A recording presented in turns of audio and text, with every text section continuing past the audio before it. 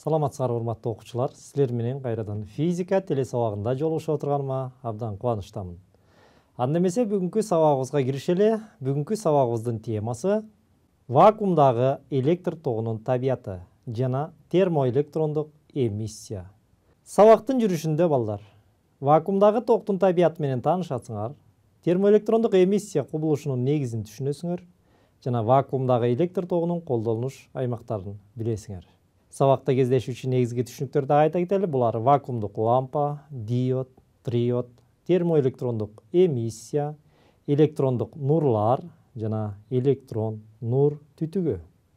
Мурунку сабактарда балдар биз силерге айтып кеткендей, түрдүү чөйрөлөрдөгү электр тогунун ичине биз мынакей акыркысы вакуумдагы электр тогуна келдик. Буга чейин металлдардагы электр тогун, газдардагы электр тогун, суюктуктардагы электр тогун жана жарым өткөргүчтөрдөгү электр тогунун табиятын карап көрдүк. Эми бүгүнкү сабакта мына ушул вакуумдагы электр тогунун табияты жөнүндө кеңири сөз кылабыз.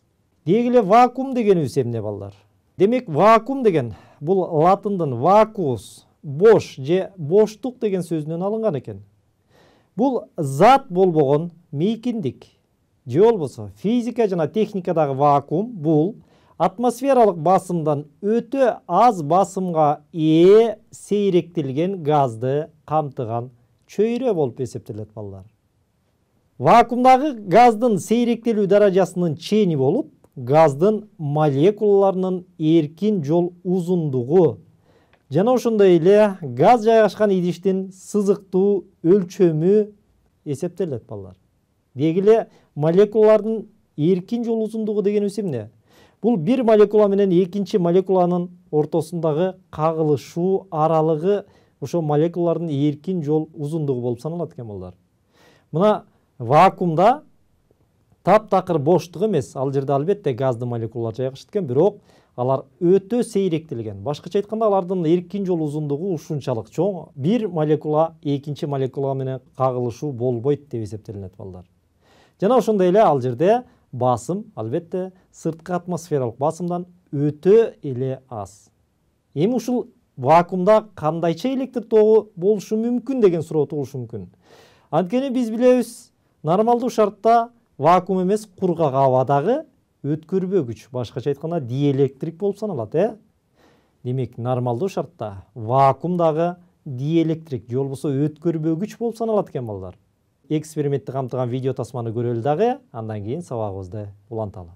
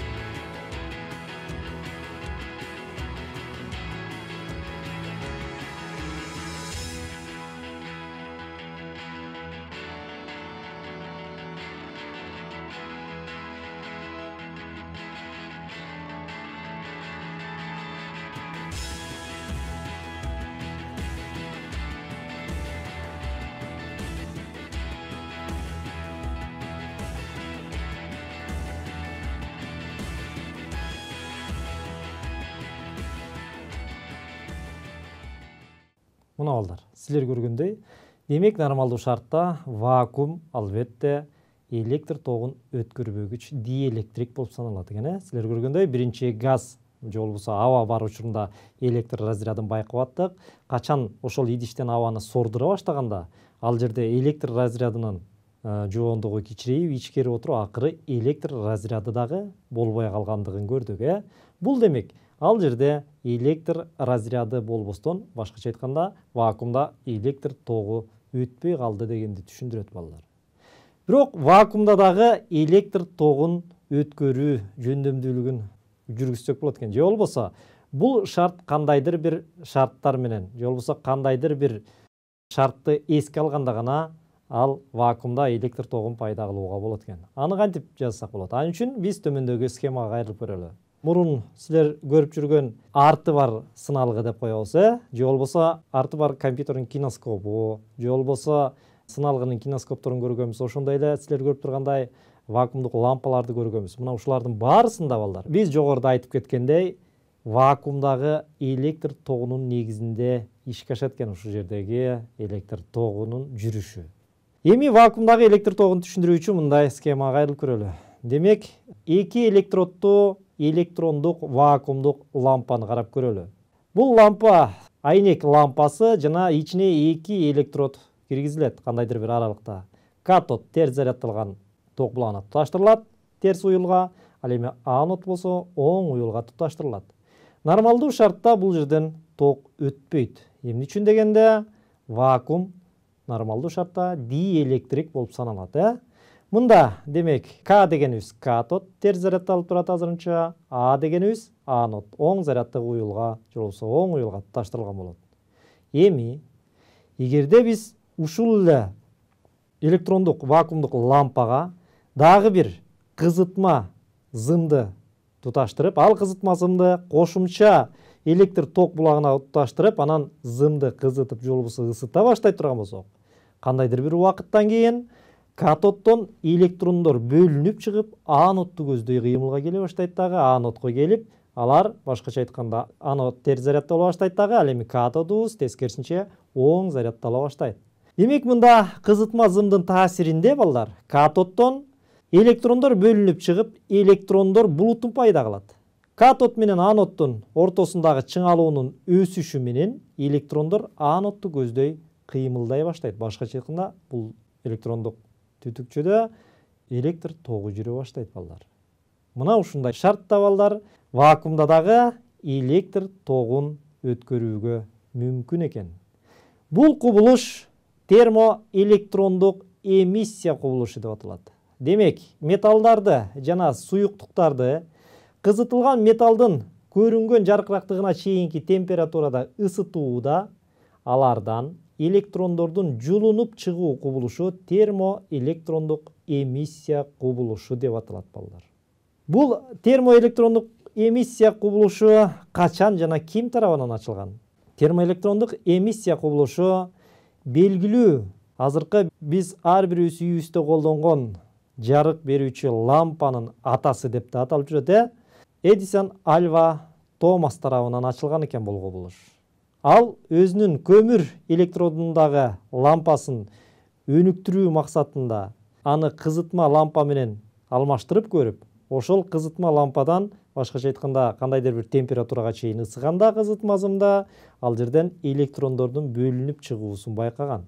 Мына ушул кубулушту ачылгандан кийин термоэлектрондук эмиссия кубулушу ачылгандан кийин диод, триод деп аталган атайын ушул электр тогун түзөтүүчү жана күчөтүүчү ар кандай приборлор пайда болуп, алар азыркы кездеги компьютердик технологиянын деги эле техникалык түзүлүштөрдүн өнүгүшүнө чоң салымын кошкон балдар. Эми ушул термоэлектрондук эмиссия кубулушундагы экспериментте көрсөткөн видео тасманы көрөлү дагы, анан сабагыбызды андан ары уланталы. Термоэлектрондук эмиссия кубулушун байкоо үчүн эки электроддуу электрондук лампадан, анод жана катодко туташтырылган демонстрациялык гальванометрден жана өзүнчө ток булагына туташтырылган кызытма зымдан турган түзүлүштү колдонобуз. Лампанын кызытма зымын ток булагына кошобуз. Гальванометрдин жебеси кыйшайып барып, белгиленген температурада четки абалды ээлеп калды. Лампанын катодун кызытма зымдын жардамында ысытууда андан электрондордун жулунуп чыгышы, башкача айтканда термоэлектрондук эмиссия кубулушу жүрө баштайт. Катоддун жанында электрондук булут пайда болот. Кээ бир термоэлектрондор анодду көздөй кыймылга келе баштайт. Анод терс заряддалып, катод болсо оң заряддала баштайт. Кызытма зымды ток булагынан ажыраталы. Гальванометрдин жебеси кайрадан баштапкы абалына кайтып келди.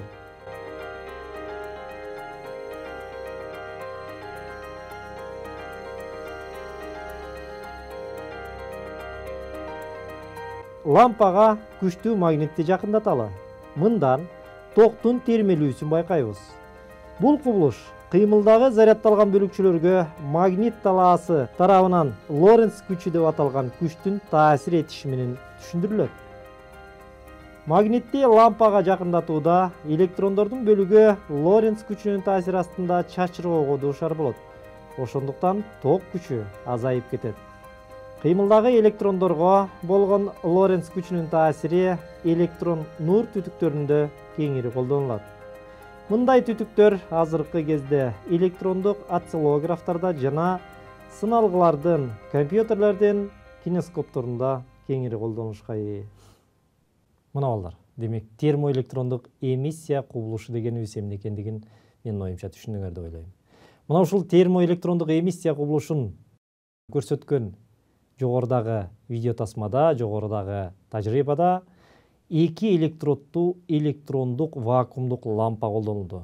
Ал эми 2 электроддуу электрондук лампа техникада диод деген аталышка ээ. Ал эми диод дегенибиз эмне? Ал качан ачылган, ким тарабынан ачылган, ал жөнүндө айтаардан мурун биринчи бир суроого жооп берели, андан кийин диод жана триод жөнүндө сөз алалы. Анда эмесе суроого көңүлүңөр бурам. Термоэлектрондук эмиссияда катоддон бөлүкчөлөрдүн жулунуп чыгышына кайсы кубулуш таасир этет? Биринчи жарык кубулушу, экинчи жылуулук кубулушу, үчүнчү магниттик кубулуш, төртүнчү механикалык кубулуш. Кана кайсы кубулуш ушул термоэлектрондук эмиссияны жүргүзүүгө таасир этет экен балдар? Мен оюмча туура жоопту баардыгыңар эле бердиңер болуш керек.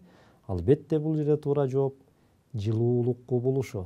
Термоэлектрондук эмиссия кубулушу деп өзү эле айтып турбайбы, Демек термо дегенибиз бул температура дегенди түшүндүрөт, Демек температуранын жогорулашы менен ошол катоддон электрондордун жулунуп чыгышынын натыйжасында алар чоң кинетикалык энергияга ээ болуп, анодду көздөй кыймылга келе баштайт вакуумда. Мына ошол кубулушту биз термоэлектрондук эмиссия кубулушу деп айтат экенбиз деп жогоруда эле сөз кылдык.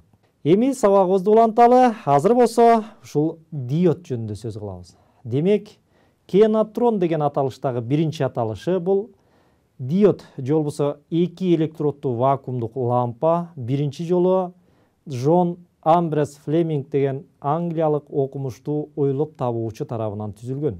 Ал бул түзүлүш үчүн 1900-жылы патент алган. Анын жалпы схемалык түзүлүшүн дагы көрүп турасыңар. Мында 2 электрод, анод жана катод деп аталган 2 электрод айнек вакуумдук лампасынын ичине жайгаштырылат дагы, алар ток буларына туташтырылат.